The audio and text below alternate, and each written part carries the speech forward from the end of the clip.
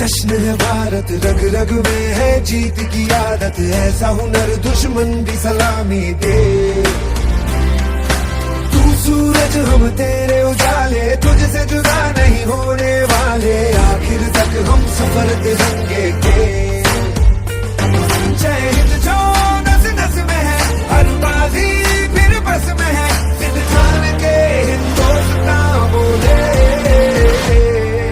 सुजलाम सुफलाम मलयज शीतलाम सस्य श्यामलाम वंदे मातरम। सुजलाम सुफलाम मलयज शीतलाम सस्य श्यामलाम वंदे मातरम।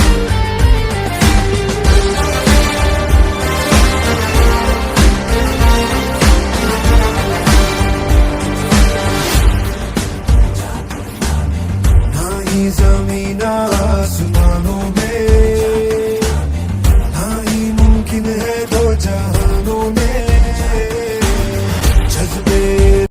ఈ రోజు మదనపల్లె పట్టణంలో మల్లికార్జున స్వామి దేవస్థానంలో శత్రు సంహార హోమం నిర్వహించడం జరిగింది. ఎందుకు ఈ హోమం?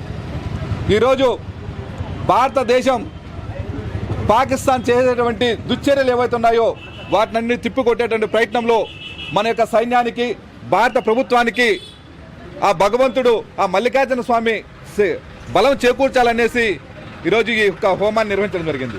ఏదైతే పెహల్గాంలో దాడి చేసి అమాయకులైనటువంటి మన యొక్క భారతీయులని, హిందువులని వాళ్ళు మట్టి గడిపించి చంపడం ఏదైతే ఉందో దాన్ని నిరసిస్తూ మన అనేకమైన సందర్భాల్లో మన 15 రోజులుగా అనేకమైనటువంటి కార్యక్రమాలు నిర్వహించాం.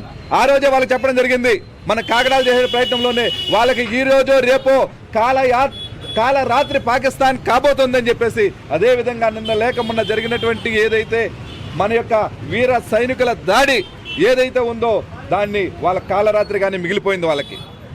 అదే కాకుండా ఈరోజు అంతటితో లాకుండా భారతదేశం కానీ, భారత సైన్యం కానీ పాకిస్తాన్లో ఉండేటటువంటి కేవలం ఉగ్ర స్థావరాల పైన మాత్రమే మనం దాడి చేయడం జరిగింది. కానీ వాళ్ళు అక్కడ ప్రపంచాన్ని తప్పుదావ పట్టించే విధంగా వాళ్ళు మన పైన తప్పుడు ప్రచారం చేస్తున్నారు.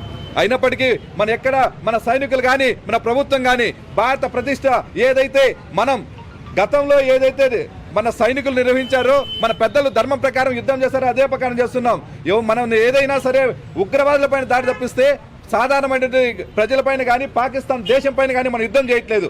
కాబట్టి ఇటువంటి సందర్భంలో వాళ్ళ సైనికులు మన దేశాన్ని కవ్వించే విధంగా, రెచ్చగొట్టే విధంగా 2-3 రోజులుగా వాళ్ళు చేస్తున్నటువంటి కార్యక్రమాలన్నింటినీ కూడా మన దేశంలో ఏ ఒక్క పౌరుడు కూడా ప్రాణహాని కలగకూడదు, ఆస్తి నష్టం జరగకూడదని మన సైనికులు వీరోచితంగా వాళ్ళని అడ్డుకుంటున్నారు. అడ్డుకునే ప్రయత్నంలో వాళ్ళందరికీ కూడా బలం చేకూర్చాలనేసి ఈరోజు మదనపల్లి పట్టణంలో ఈ హోమం నిర్వహించడం జరిగింది.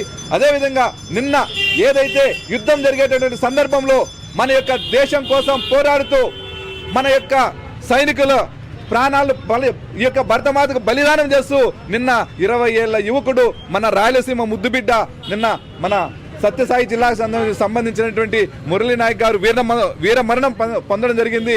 ఆ యొక్క మురళీ నాయక్ గారికి ఆ మనస్సు ఏదైతే ఆత్మశాంతి చేకూరాలనేసి ఆ భగవంతుని ప్రార్థిస్తున్నాము. అదేవిధంగా ఆ కుటుంబానికి ప్రగాఢమైనటువంటి సానుభూతి మన మదనపల్లి పట్టణ ప్రజల నుండి తెలియజేపరుస్తున్నాం.